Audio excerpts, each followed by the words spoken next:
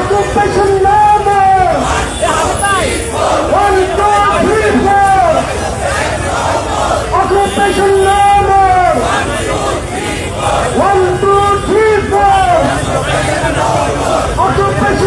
more!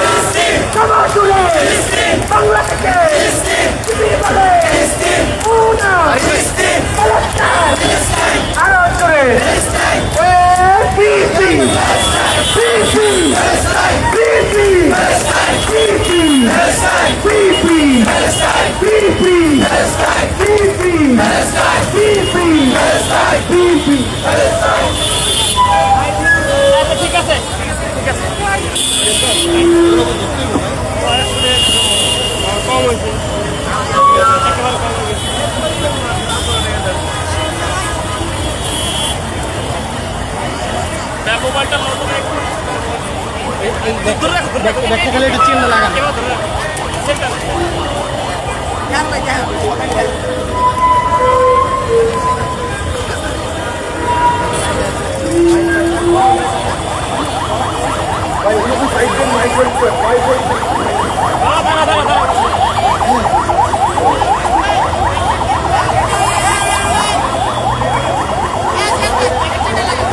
আমি এটা নিবো না, এটা নিবো, কই যাবো আমি? লাগাবো তো আগে সবার নামিয়ে এনে জায়গা দিয়ে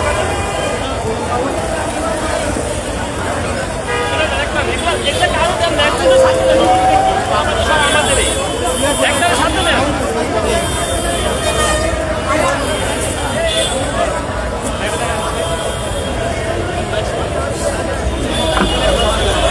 আউযু বিল্লাহি মিনাশ শাইতানির রাজিম। বিসমিল্লাহির রহমানির রহিম।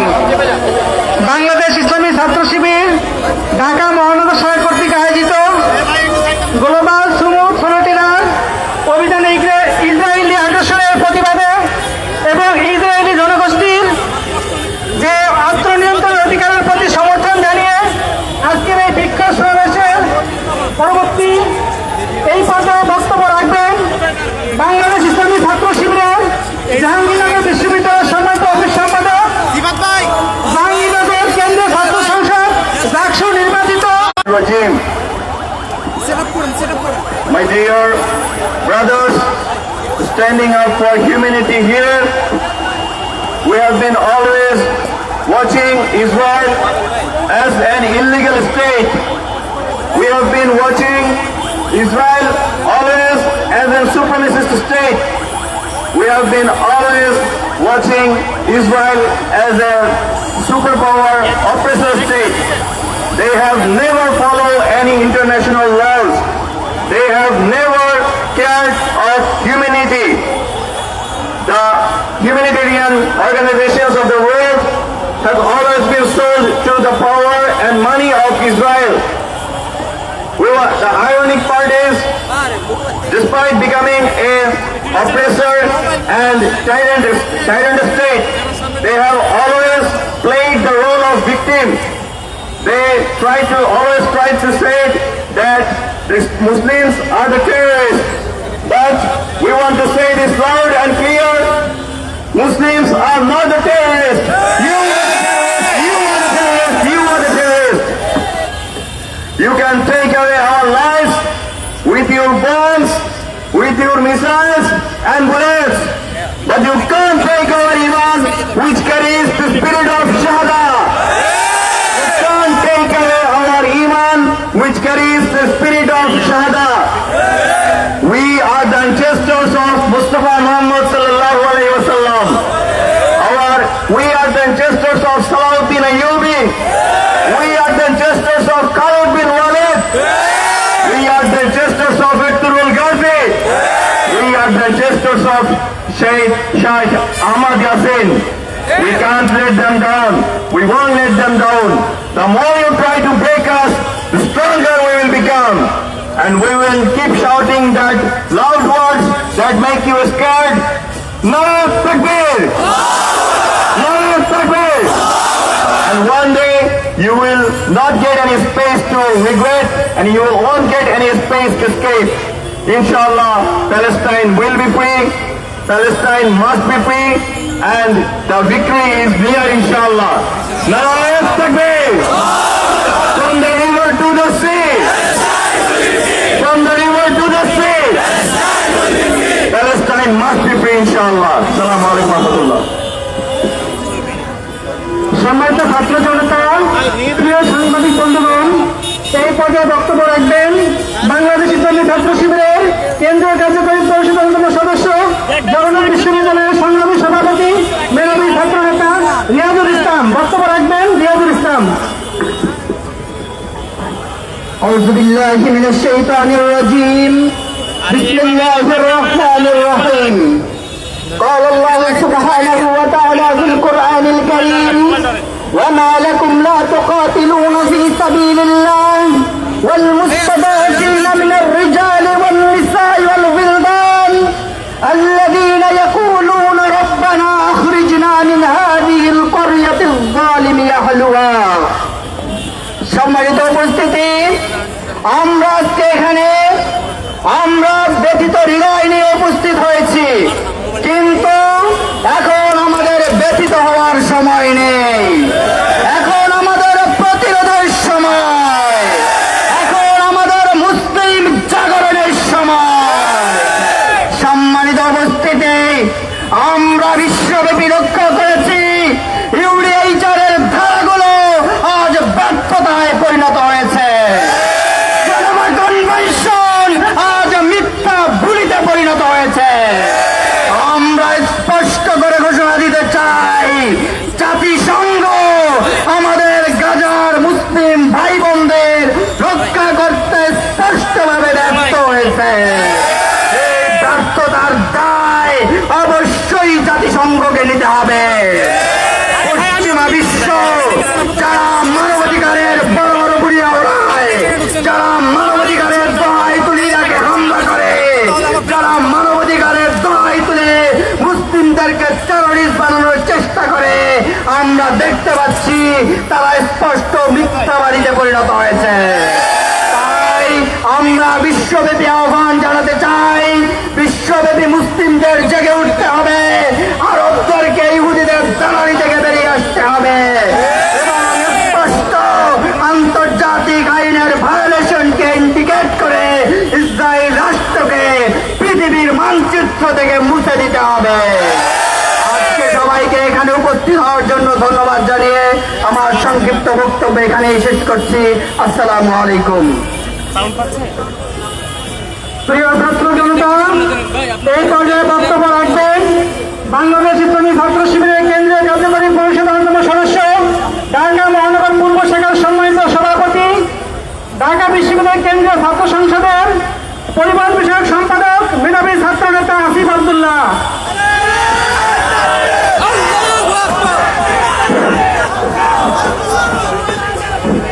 বিসমিল্লাহির রহমানির রহিম। সংগ্রামী উপস্থিতি, পশ্চিমাদের সভ্যতার মুখোশ খুলে পড়েছে। যারা বন্য প্রাণীদের অধিকার নিয়ে সমুদ্রের তলদেশে জীববৈচিত্র্যের অধিকার নিয়ে যারা আমাদেরকে তালিম দেয়, তাই ফিলিস্তিনে হাজার হাজার জলজন্ত মানুষকে হত্যা করার সময় নির্লজ্জ নীরবতা পালন করছে। যখন বাবা মা হারিয়ে ছোট ছোট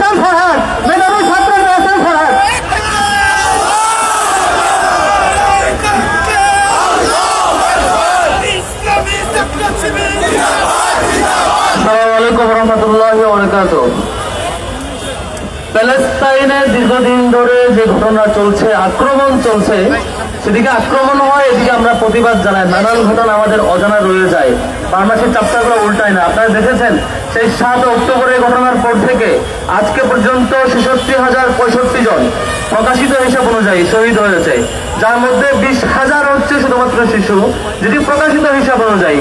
এর বাইরে আরো কত শহীদ হয়েছে আল্লাহ ভালো জানে। যেখানে সংবাদকর্মীরা সংবাদ সংগ্রহ করতে গিয়ে শহীদ হয়েছেন 365 জন, যেটি প্রকাশ করা হিসাব অনুযায়ী। এই এত মাত্রায় শহীদ এই অল্প সময়ে, সেখানে আমাদের সামুদ ফ্লোটিলার মধ্য দিয়ে যে বাহিনী, যে নৌযানগুলো আমাদের গিয়েছে, আমাদের বাংলাদেশের শহীদ আলম থেকে শুরু করে গ্রেটা টনিবার্ড পর্যন্ত আরো যারা যারা বিভিন্ন দেশের রাষ্ট্র এমপি, সিলেক্টেড অ্যাক্টিভিস্ট, বিভিন্ন কালচারাল অ্যাক্টিভিস্ট অনেকে গিয়েছে। এটা কোনো ক্ষুদ্র সহযোগিতা, এটা দিয়ে আমরা অনেক বেশি উৎফুল্ল হচ্ছি, ক্ষুদ্র খাবার। এরপরও আমাদের দিক থেকে অনেক বেশি সাপোর্ট এবং সমর্থন তাদের প্রতি থাকবে যারা এই সাহসিকতা দেখিয়েছেন। কিন্তু এটা দিয়ে ফিলিস্তিনের মুক্তি আসলে হচ্ছে না। দিন শেষে আমাদের যে শহীদের ঘটনা, শাহাদাতের ঘটনা অনবরত ঘটছে, এখনো মারা যাচ্ছে, এখনো শহীদ হচ্ছে। এই যে ইসরায়েলের ব্যাপারে প্রতিবাদ প্রতিরোধ, এর মধ্য দিয়ে সমাধান হচ্ছে না। ট্রাম্প আরেকটা ষড়যন্ত্র এঁকেছে, আপনারা দেখেছেন যে হচ্ছে তারা 20 দফা প্রস্তাব দিয়েছে, 20টা পয়েন্ট। তার মধ্যে একটা হচ্ছে তিনি ইউকের সেই তৎকালীন প্রাইম মিনিস্টার, যিনি ইরাকে গণহত্যার জন্য অন্যতম দায়ী, টনি ব্লেয়ার, তাকে গাজার প্রশাসক হিসেবে তিনি প্রস্তাব করছেন। কি ঘৃণ্য একটা প্রস্তাব! যিনি ইরাকের গণহত্যার জন্য অন্যতম দায়ী ব্যক্তি, তাকে গাজার বর্তমান ক্রাইসিস ম্যানেজমেন্টের জন্য প্রশাসক হিসেবে প্রস্তাব করছে। আমরা এই প্রস্তাবনার নিন্দা জানাচ্ছি এবং বাংলাদেশ সরকারকে এই প্রস্তাবের নিন্দা অবশ্যই জানাইতে হবে। বাংলাদেশ সরকারের প্রতি আমরা সেই দাবি জানাই। আমরা শুধুমাত্র ত্রাণ সহযোগিতা পাঠাইলেই, শুধুমাত্র অল্প অল্প সহযোগিতা পাঠাইলেই, কিছু কালচারাল অ্যাক্টিভিস্ট গেলেই এই গাজা কিংবা ফিলিস্তিনবাসীদের পার্মানেন্ট সলিউশন কখনোই হবে না। এর আগেও বহু ত্রাণ সহযোগিতা গিয়েছে, বহু আশ্বাস আমরা দেখেছি, বহু রাষ্ট্রপ্রধান বহু প্রত্যাশা দেখিয়েছে, গাজাবাসীরা মুক্তি পায় নাই। গাজাবাসীরা দিন শেষে আবারও নিহত হয়েছে, শহীদ হয়েছে, আবার টর্চারের মুখোমুখি হয়েছে, দিন শেষে কর্নারেট হয়েছে। এখন যে ক্রিটিক্যাল মুহূর্তের মুখোমুখি হয়েছে গাজাবাসী, কোন ধরনের সহযোগিতা পাচ্ছে না। ইতিপূর্বে আমরা এত ক্রিটিক্যাল পরিস্থিতি দেখি নাই। আমরা বাংলাদেশ সরকারকে আহ্বান জানাবো, এই ঢাকাকে আমাদেরকে অবশ্যই গ্লোবাল সলিডারিটির হাব বানাইতে হবে। ঢাকা থেকে পৃথিবীর যেখানে কোনো মজলুম থাকুক না কেন, যেখানে কোনো টর্চারের ঘটনা ঘটুক না কেন, এই ঢাকা যাতে আমাদের সলিডারিটির হাব হয়। আমরা দেখেছি সদ্য কয়েকদিন আগে বাংলাদেশের একটি আমাদের প্রাইভেট ইউনিভার্সিটিতে 3 শতাধিক ফিলিস্তিনি নাগরিককে আসবার কথা ছিল স্টুডেন্ট হিসাবে, সেটি ডিপ্লোম্যাটিক বিভিন্ন কারণে সেটি ক্যান্সেল করা হয়েছে, সেটাও আমরা নিন্দা জানাচ্ছি। চট্টগ্রামের সেই একটা বিশেষ প্রাইভেট ইউনিভার্সিটির 3 শতাধিক স্টুডেন্টকে ফিলিস্তিন থেকে বাংলাদেশে আসার পিছনে যারা বাধাদারি করেছে, সেটিও ঘটিয়ে দেখা দরকার। শুধুমাত্র এটাই নয়, ফিলিস্তিনবাসীকে আরো যতভাবে বাংলাদেশ গভর্নমেন্টের সহযোগিতা করা দরকার, সবকিছু বাংলাদেশ সরকারের থাকা উচিত ছিল। সেটি আমরা ব্যর্থ হয়েছি, সেটা আমরা দেখি নাই সফল রেসপন্সটা। বাংলাদেশ সরকারের সব রেসপন্স আশা করি। এবং আপনারা দেখেছেন কয়েকদিন আগে, বেশ কয়েক মাস ধরে ইসরায়েল সে আগ্রাসন ফিলিস্তিন কিংবা গাজার মধ্যে সীমাবদ্ধ রাখে নাই, সেটা আশপাশের 7টা দেশে আক্রমণ করেছে, লেবানন থেকে শুরু করে কাতার পর্যন্ত সব জায়গায় আক্রমণ করেছে। এই আগ্রাসন একটি গ্লোবাল আগ্রাসন, এতে শুধুমাত্র গাজার মধ্যে সীমাবদ্ধ থেকেছে বলে মনে করার কোনো কারণ নাই। আমরা দেখেছি কয়েকদিন আগে সৌদি আরব পাকিস্তানের সাথে পারস্পরিক ডিফেন্স চুক্তি করেছে, অর্থাৎ সেখানে অ্যাটাক হলে এখানে অ্যাটাক হবে, অর্থাৎ সেখানে অ্যাটাক হলে আমার আক্রমণ মনে করে আমি সেটা প্রতিরোধ করবো। পারস্পরিক ডিফেন্স চুক্তি হচ্ছে। এই চুক্তিগুলো মুসলিম সব দেশে পারস্পরিক সহযোগিতা থাকা দরকার। আমরা আসলে বাংলাদেশ ইসলামী ছাত্র শিবিরের জায়গা থেকে এই গ্লোবাল আমাদের যে গ্লোবাল সাপোর্ট আছে সাপোর্ট করছিল, সেটির প্রতি সংহতি জানাচ্ছি। একই সাথে এই ক্ষুদ্র সমর্থনে উৎফুল্ল না হয়ে গাজাবাসীর জন্য পার্মানেন্টলি কি করা যায় সেটার জন্য টোটাল বিশ্ববাসী এবং বাংলাদেশ সরকারকে আহ্বান জানাচ্ছে আমাদের দিক থেকে সরব রেসপন্স যাতে থাকে। সবাইকে ধন্যবাদ জানাচ্ছি। আসসালামু আলাইকুম রহমতুল্লাহ। সম্মানিত ছাত্র জনতা, এ পর্যায়ে বক্তব্য রাখছেন কেন্দ্রীয় শিল্প ও সাংস্কৃতিক সম্পাদক, বক্তব্য রাখছেন আবু মুসা ভাই। এ পর্যায়ে বক্তব্য রাখার জন্য সবাই অনুরোধ করছি।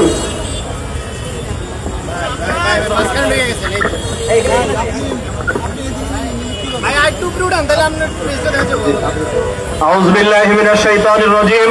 বিসমিল্লাহির রহমানির রহিম। সম্মানিত উপস্থিতি, আপনারা যদি ইতিহাস পড়ে থাকেন তাহলে দেখবেন যে এই ফিলিস্তিনের এবং ইসরায়েলের যেই ঘটনাটা, এই ঘটনাটা মূলত পশ্চিমা বিশ্ব ইচ্ছা করে বাঁধিয়ে রেখেছে। পশ্চিমা বিশ্ব মুসলিমদের সাথে সবচেয়ে চাইতে বড় বিশ্বাসঘাতকতা করে যেই ওয়াদা দিয়েছিলেন প্রথম বিশ্বযুদ্ধের পরে, পরবর্তীতে সেটাও না মেনে, জাতিসংঘের প্রস্তাব সেটাও না মেনে একবারে রাত 1948 সালের 12ই মে রাতের অন্ধকারে 12:09 সময় ইসরায়েলকে তারা বৈধ রাষ্ট্র হিসেবে তারা ঘোষণা দিয়ে ফেলে। এর পরবর্তীতে কোনো সীমানা নির্ধারণ করা হয়নি বারবার বলা হলেও, যার কারণে সারা সেই 1948 সাল থেকে শুরু করে আজ অবধি পর্যন্ত এমন মুসলিম বিরোধী আগ্রাসন চালাচ্ছে বিশ্বের এই মানবতাবাদীদের, এর মধ্যে আর কোনোদিন দেখা যায় নাই। সম্মানিত ভাইরা, আমি বক্তব্য শেষ করছি একটা কথা বলে, শুধু এটুকু বলে শেষ করছি যে প্রতিদিন সূর্য ওঠে আর ডোবে, এই কথা যেমন সত্য, ফিলিস্তিন একদিন মুক্তি হবে। জায়নবাদ বিরোধী মানুষ, মুসলিমরা সারা বিশ্বে একদিন উতরে উঠবে এবং জায়নবাদ মুক্ত পৃথিবী আমরা গড়ে ছাড়বো ইনশাআল্লাহ। সকলকে সেই আমন্ত্রণ জানিয়ে আমার কথা শেষ করছি। আসসালামু আলাইকুম ওয়া রাহমাতুল্লাহি ওয়া বারাকাতুহু। জি, সম্মানিত ছাত্র জনতা, এ পর্যায়ে বক্তব্য রাখছেন কেন্দ্রীয় প্রচার সম্পাদক আজিজুর রহমান আজাদ ভাই। এ পর্যায়ে ভাইকে বক্তব্য রাখার জন্য অনুরোধ করছি।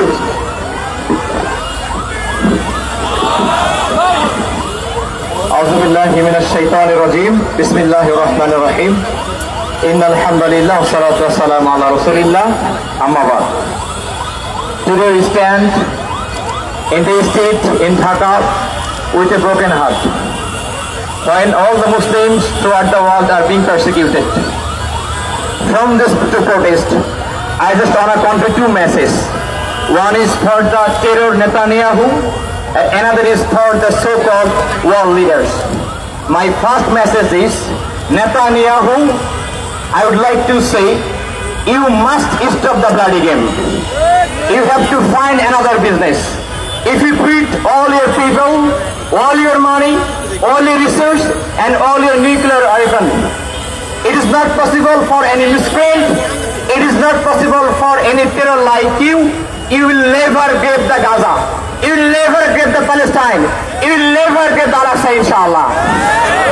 My second message is for the so-called leaders of the world, the United Nations, the USA. They often demand that they are the guardian of the democracy. They are the subject of the human rights. But we find that very beginning of this massacre, they are openly support Israel. We also say that they support the inhuman activities. This ensures that the concept of human rights is selected for the few countries. The concept of the human rights is selected for the few individuals. And we strongly oppose this type of badness of America and the United States. And again, I have another message for the leaders of the Muslim world. Not only for the global Samud, but also from the very beginning of this massacre, we find that no Muslim country, no Muslim leaders have raised their voice, they are remaining silent. There is no protest from the OIC. There is no political pressure. There is no diplomatic pressure from the Arab League. They act like that they are dumb. They can't say anything. They act like that they are blind. They can't hear anything. We can't tolerate the bloody bodies of the children of Palestine anymore. There is no shelter. There is no food. There is no medicine. And there is no humanity. I'd like to request the people of the world, please raise your voice against Israeli brutality. I would like to request the leaders of the world, if the Israel is not going to stop the killing mission, if they are not going to stop the massacre, I would like the leader, please cut up the political, economical and diplomatic relationships with Israel and stop purchasing their products. And I also request the leaders of the Muslim world, please be united to bring peace in the world. Please be united to ensure humanity in Palestine. And Masjid al-Aqsa and Holy Land Palestine is the emotion of the Muslim Ummah.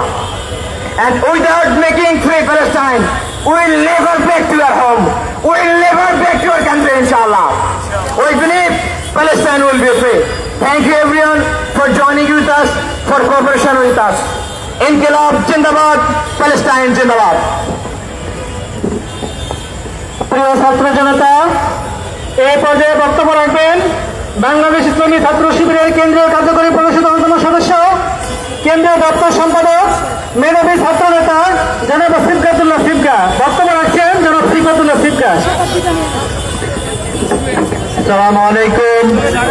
প্রিয় দেশবাসী, সংগ্রামে উপস্থিতি, আপনারা দেখেছেন ফিলিস্তিনের ইতিহাসের সবচেয়ে বর্বরচিত গণহত্যা চলতেছে।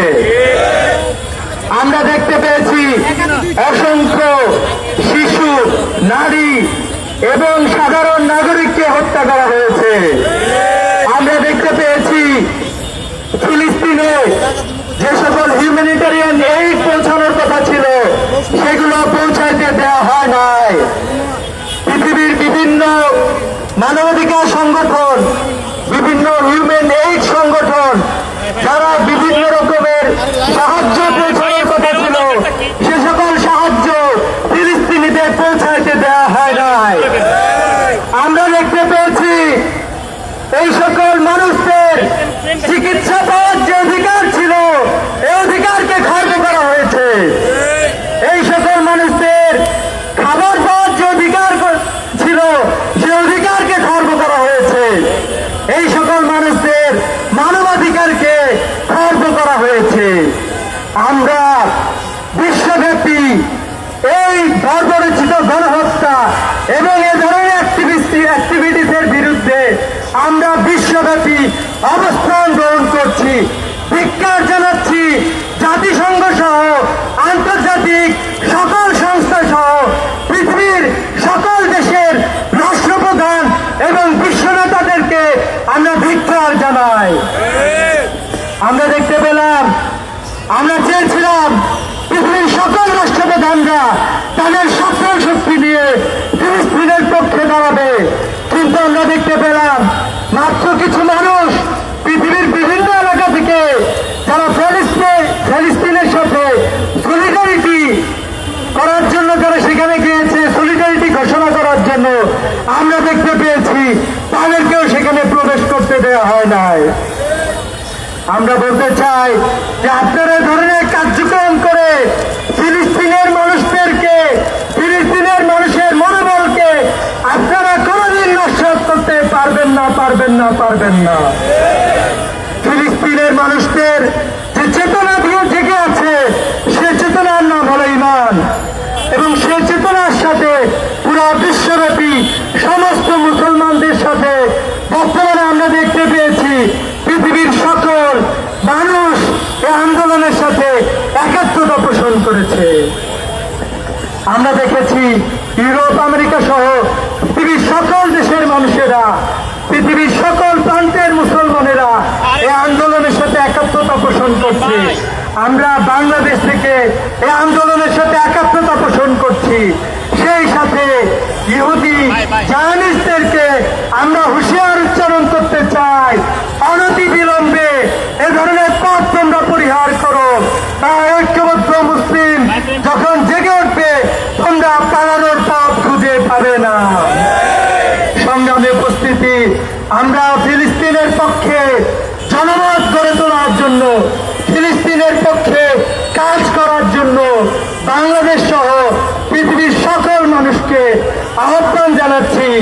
পৃথিবীর প্রতিটা দেশে আমরা দেখতে পেয়েছি মুসলমানদের সাথে পৃথিবীর সকল মানবতাবাদীরা রাস্তায় নেমে এসেছে। আমরা সবাই তাদের সাথে একাত্মতা পোষণ করে বলতে চাই, from the river to the sea, Palestine to be free. আসসালামু আলাইকুম ওয়া রাহমাতুল্লাহ। সংগ্রামী সাংবাদিক বন্ধুগণ এবং ছাত্র জনতা, সবাইকে আজকের কর্মসূচিতে সদস্যতা অংশগ্রহণ করার জন্য আন্তরিক ধন্যবাদ জানিয়ে আজকে শেষ করছি। আসসালামু আলাইকুম ওয়া রাহমাতুল্লাহ। হ্যাঁ, ঠিক আছে।